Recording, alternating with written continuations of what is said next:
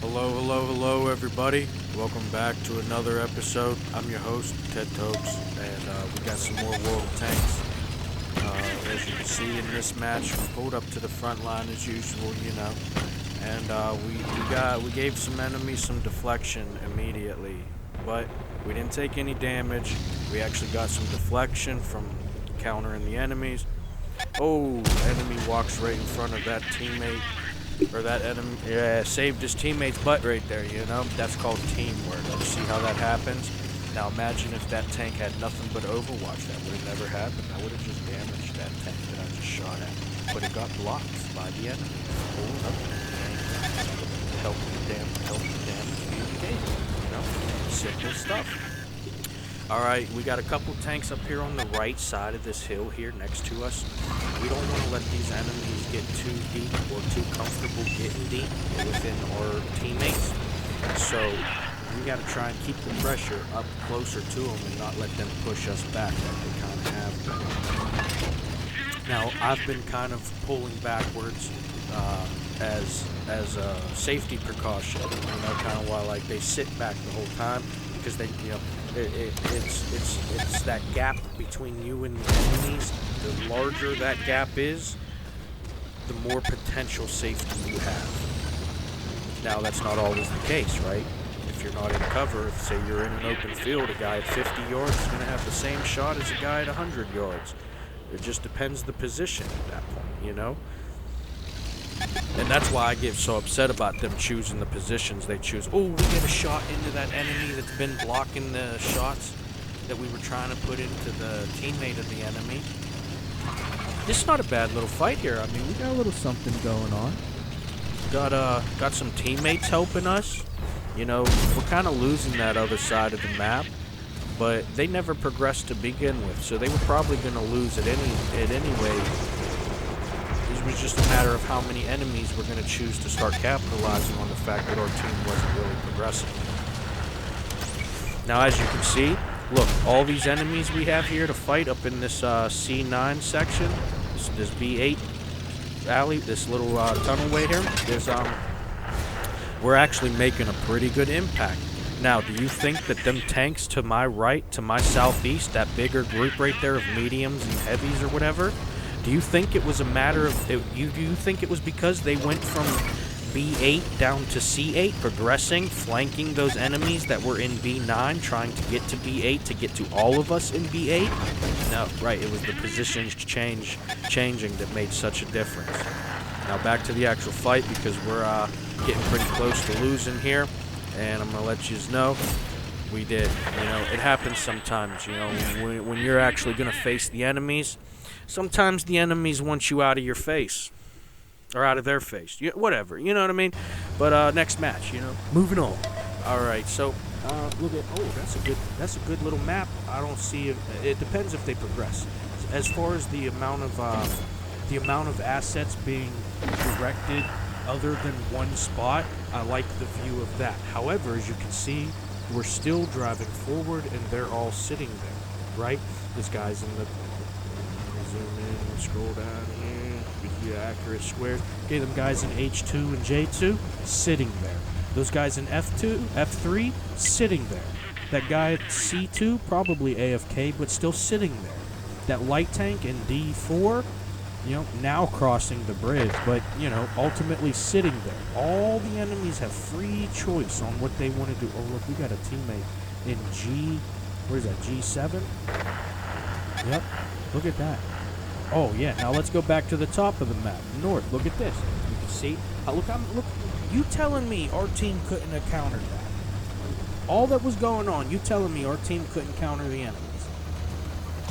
This was really a match where we were destined to sit here in the position they've been, I'll say stuck in the whole game. I don't think so, guys. When I see a match like this, I see a lack of participants. That's what I see. That's exactly what I see. And now look at the enemies. They're starting to push across the map. They're entering our territory now. Look at that. What are our teammates going to do about it? nothing but probably hope the other team is going to help. The other teammates are going to help them because, well, now they actually have to play the game. Luckily, the team that's the team that went east from the spawn, they've now successfully removed most of the enemies. There's a heavy there popping up. As you can see, I turn towards it, go to help them teammates. Another light tank that we can also take advantage of. Get that opportunity taken advantage of. Look at that southwest, man. Good job, team. You know, you really made the right choice to pull up to somewhere that you wanted to battle from, and then probably not even battle from that position, and still get pushed backwards when you already chose probably one of the most back behind everybody else positions that you could have. Like, who's going to sit there on J2 or J3 in this map? Why would you sit there? You give the entire enemy team, anyone at K... screw up a little bit.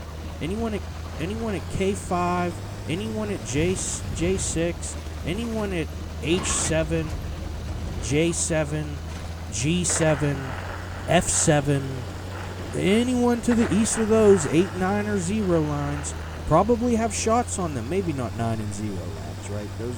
Those positions are realistically behind terrain, so they won't have a straight shot. But they give themselves, and they choose J3 or F3 or F4, and that's why they choose J3, because if they go G4, then they're in the middle of all those tanks from G7 all the way down to K5, you know, and they don't want that. They don't want the attention of the enemies.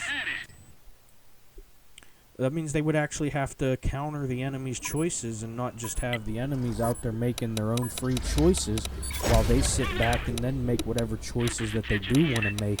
Well, because most of the time, their choices aren't even going to be impacted the same, right? If somebody on the front line has to fight one tank, their decision-making is already dictated, right? Okay, one Overwatcher battling another tank. Doesn't matter if it's frontline or Overwatch, right? If it's not right there, if it's not right up there in their face, if there's any amount of distance between them two, their decision-making is no longer as dictated, leaving them less handicapped in an actual battle than someone else's decision-making ability that's actually playing the game. But as you can see, we actually do have a decent little front line on this. We got 3 or 4 tanks, in that one square with me. You got a few tanks to the right. All right, so I'm gonna push over and try and actually make some impact. It's gonna negatively impact myself. It's gonna less negatively impact just myself because that teammate followed me. However, I want to get the attention of as many of the enemies as I can, knowing I still have a nice 90-degree, 45-degree, straight ahead, 45-degree, 90-degree angle that I can work with to prevent them from damaging me while I make them waste their shots, waste their time, allow my teammates to take advantage somewhere. Maybe their turn's turned and now they can actually get an even easier shot penetrated because they actually see a turned turret and got a weaker side of its turret armor to shoot at. Simple stuff like that. Now, as far as zoom in again. Now, as far as all these tanks down here in the one line, right, I'm not very impressed with them. Yeah, they may be helping with those tanks up in B2. Maybe there's a couple other ones that we don't see in the one line north of the enemy side that, they're dealing with. But we have a lot of our team in just that northwest corner of the map, right? And then again, also just the same, the players that like to go up that 0-line hill. Now you tell me how those players are helping anybody, those two heavies out there. They're doing nothing but getting help from other players. If they're landing shots, those players are helping themselves by letting you and giving you the opportunity to get that shot while they're playing the game. You did not help them while they scouted, frontline, played the game for you, shot, deflected, everything that you have to do to actually play the game, like position and everything else. Yous did not. You sat up on a hill, did nothing all game, got a bunch of free points that you didn't even earn, and then we're supposed to wonder, like how are we to blame for us losing game after game because we go out there and die when you're the ones not actually even playing the game or giving any kind of attempt, good or bad, to actually play the game, and you're killing us. You kill your teammates more than the enemies are killing your teammates. I don't care if you agree with me or not. You play World of Tanks, you know that's the case. Unless you're one of the 30% of the community that actually plays the game after game, not getting hardly any free points unless they're points that they got because a teammate by default helped them live longer for actually supporting at some point. But, you know, you guys think we're going out there and dying. Tank, you know, I can run around for 2 minutes, I can run around for 5 minutes and then die, but I still went out there and died because, you know, even if it's 30 seconds, I don't care. I'm not, you know, 3 minutes and 5 minutes maybe wasn't the best, wasn't the best argument for the debate, but the point is, it doesn't really matter. Half of those times that your teammates are going out there and dying, you probably, if you helped them to even the bare minimum of extent, they probably would have lived twice as long if it was 30 seconds. And if it's 3 minutes, how are they going out there and dying? It takes 30 seconds to get to the battle. Maybe you die in the next 30 seconds. That's 60 seconds of the match. What happened the other 2 minutes that was any different from whenever you guys were still sitting behind them, a.k.a. supporting? But they went out there and died. They didn't go out there and die. You guys didn't go out there and play the game, and then they only got to play the game so much and for so long. I think this is the last match here that we're going to share for this episode. I'll be honest, I don't really remember it too much. Oh, no. I know which one this is. I just edited this the other day. I make a nice little flank here, alright? And this game isn't that good, but I added it for some time and content. That tank up there across the valley, that's about the only tank that we really get. And then we do stand our ground here, but not really that good, because if you look, now this is the main reason I included this little battle scene here. Because if you look, you can see down here on the map, look at all them tanks, right? Blue, orange, pick one. Look at both, I don't care. I'm just going to tell you, that should never happen. If you're actually playing it, stuff like this should never happen. If your teams are actually being teams, this stuff would never happen.